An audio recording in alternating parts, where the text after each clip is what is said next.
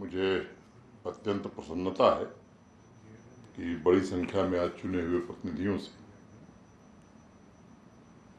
मुझे संवाद करने का अवसर मिला है। अभी आपके दो साथियों ने अपने विचार रखे हैं, बाकी के भी जो ज्ञापन होंगे वो जरूर हम लोग लेंगे और जो कुछ उसमें जिन समस्याओं की ओर आपने ध्यान आकृष्ट किया होगा उस पर विचार किया जाएगा।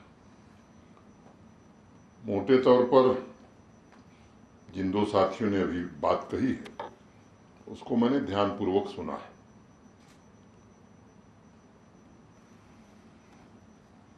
मैं एक बात कह सकता हूं कि भारतीय संविधान में जो संशोधन हुआ 73वां और 74वां 73rd एंड 74th, जिसमें पंचायती राज व्यवस्था कायम हुई, पंच सरपंच या चुने हुए प्रतिनिधियों को जो अधिकार दिए गए,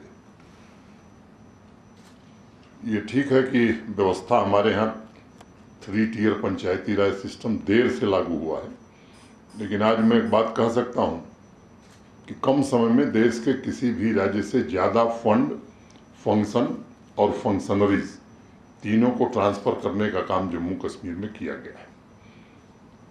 देश की जो सर्वोत्तम व्यवस्था मानी जाती है, जिन राज्यों की व्यवस्था बड़ी पुरानी और सर्वोत्तम है, उन्होंने भी इतने डिपार्टमेंट्स पंचायतों को या म्यूनिसिपैलिटीज को नहीं सुपुर्द किए।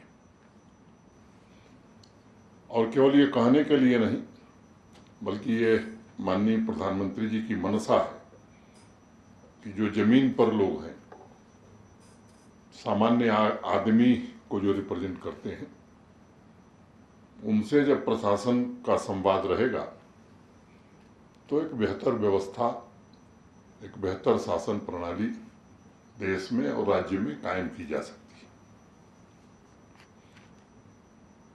पिछले 2 साल से मैं देख रहा हूं डिस्ट्रिक्ट कैपेक्स का जो बजट बनता है, पहली बार कोविड था, बहुत चर्चा नहीं हुई,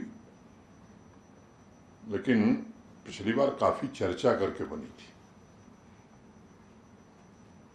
और 5,312 करोड़ से शुरू हुआ डिस्ट्रिक्ट कैपेक्स का बजट आज लगभग 22,000 करोड़ का पहुंच गया है।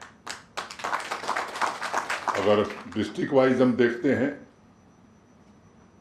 तो मोटे तौर पर 3 गुना, 3.5 गुना, 4 गुना बढ़ोतरी हुई। पंचायतों का जहां तक सवाल है, कुछ फंड्स ऐसे हैं जो ऑटोमेटिकली आते हैं, उस पर आप ही का अधिकार है।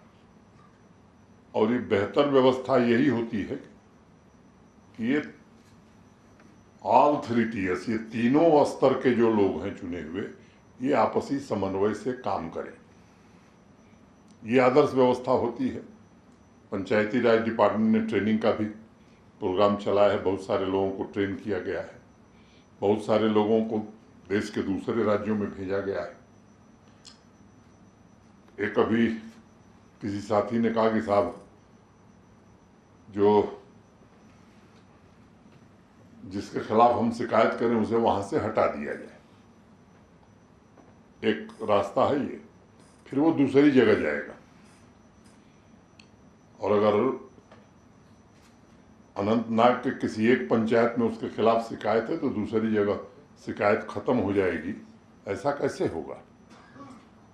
तो मुझे लगता है, मैं भी काम कर रहा हूं सीनियर अधिकारियों के साथ, जो दिक्कत आपको महसूस नीचे होती होगी वो मुझे भी होती होगी।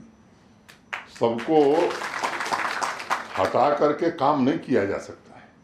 हाँ, ये जरूर है कि जो वित्तीय अनियमितता करता है, फाइनेंशियल इरेगुलरिटी करता है, जो अपनी जिम्मेदारी का निर्वहन नहीं करता है,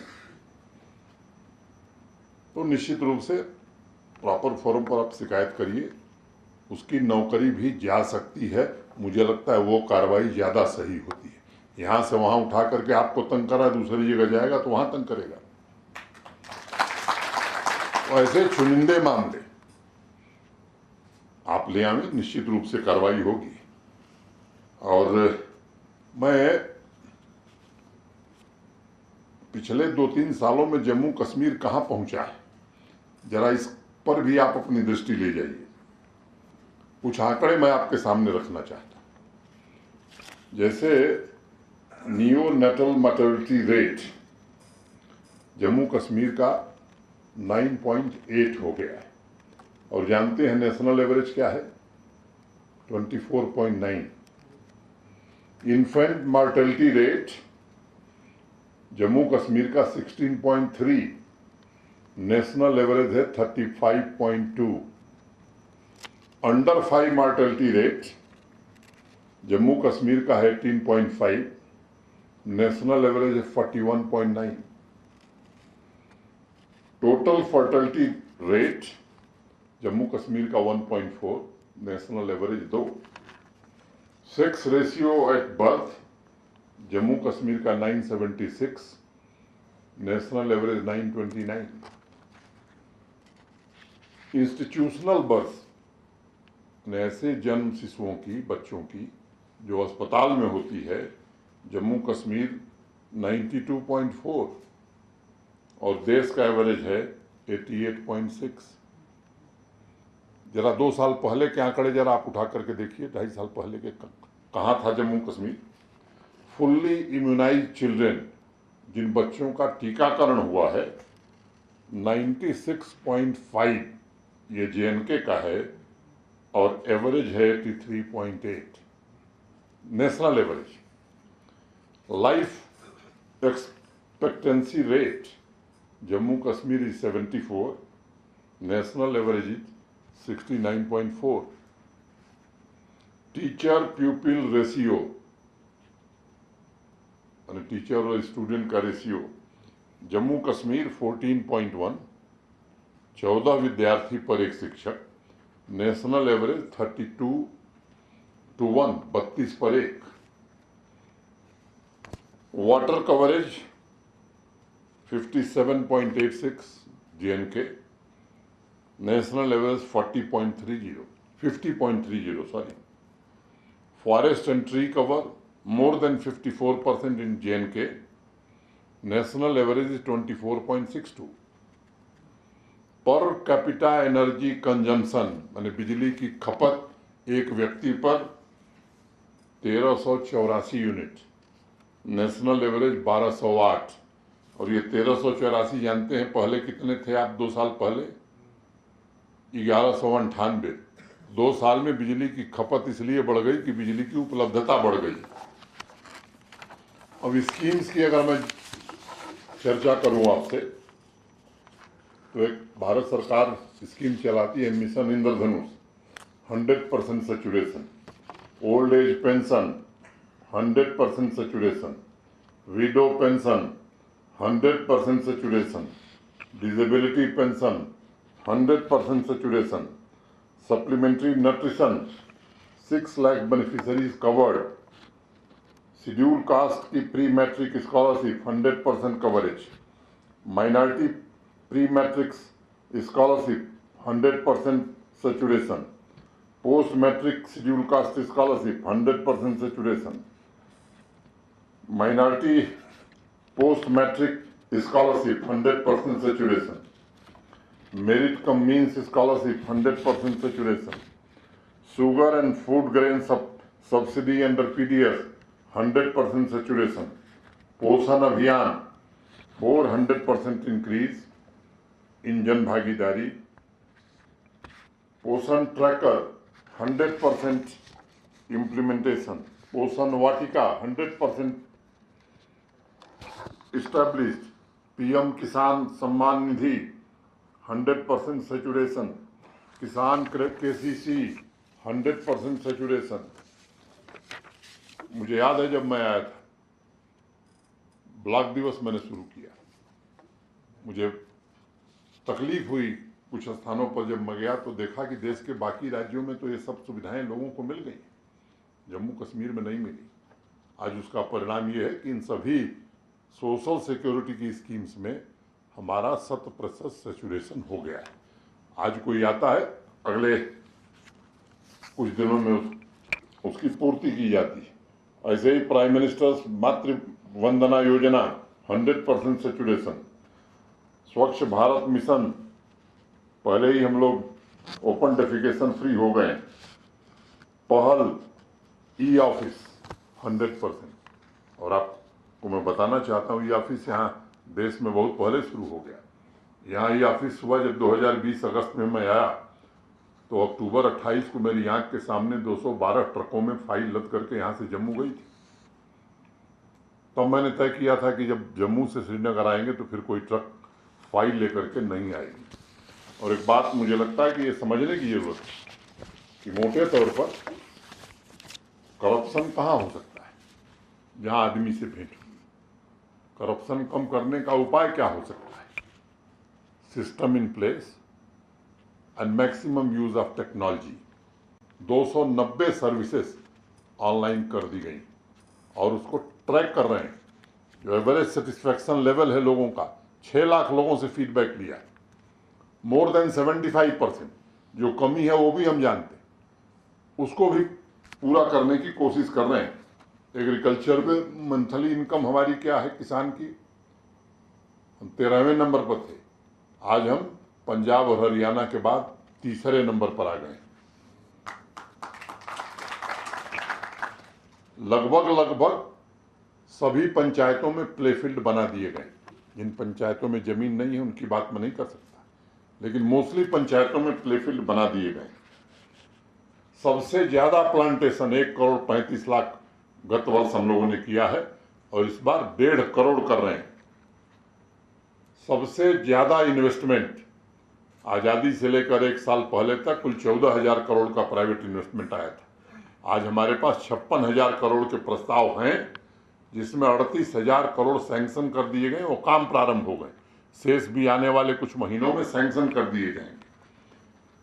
highest ever milk production, deficit state में हम गिने जाते थे मिल्क के मामले में, अब हमारे पास सरप्लस मिल्क हो गया है। जब मैं आया था 50,000 लीटर मिल्क की प्रोसेसिंग पर डे होती थी, आज 1.75 लाख लीटर की प्रोसेसिंग पर डे हो रही, और 3 साल बाद 5 लाख लीटर दूध की प्रोसेसिंग हर दिन होगी। ऐसा जम्मू कश्मीर हम बनाना चाहते हैं।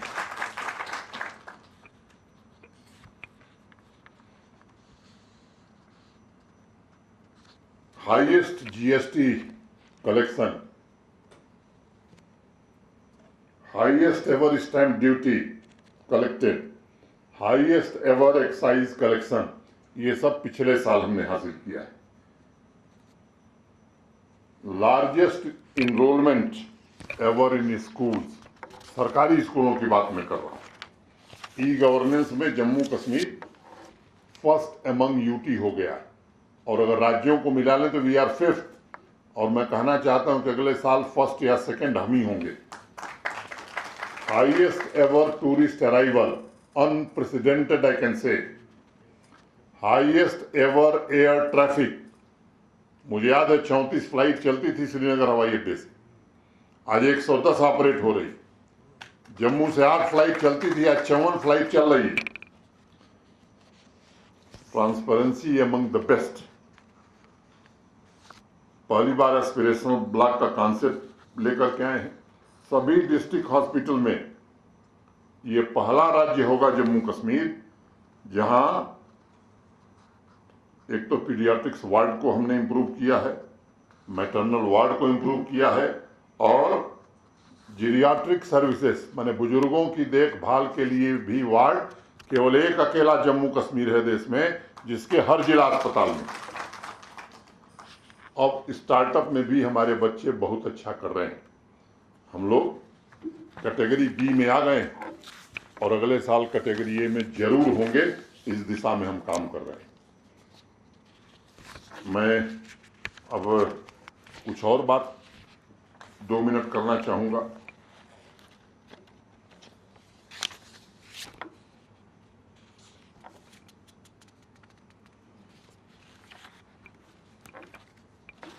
लैंड एक बड़ी समस्या थी आम आदमी के लिए। कुछ ही लोग पढ़ पाते थे। श्रीनगर जम्मू में लगभग 90% पासबुक दे दी गई और इस महीने के अंत तक पूरे जम्मू कश्मीर का पूरा डिजिटाइजेशन हो जाएगा। और अगले महीने से हिंदी, अंग्रेजी और उर्दू 3 भाषाओं में जम्मू कश्मीर के हर नागरिक को लैंड पासबुक दे दी जाएगी। ये इंतज़ाम भी कर दिया गया है ताकि ये विवाद सदा सदा के लिए खत्म हो जाए। और एक पोर्टल भी हमने आपकी जमीन आपकी निगरानी लॉन्च किया था।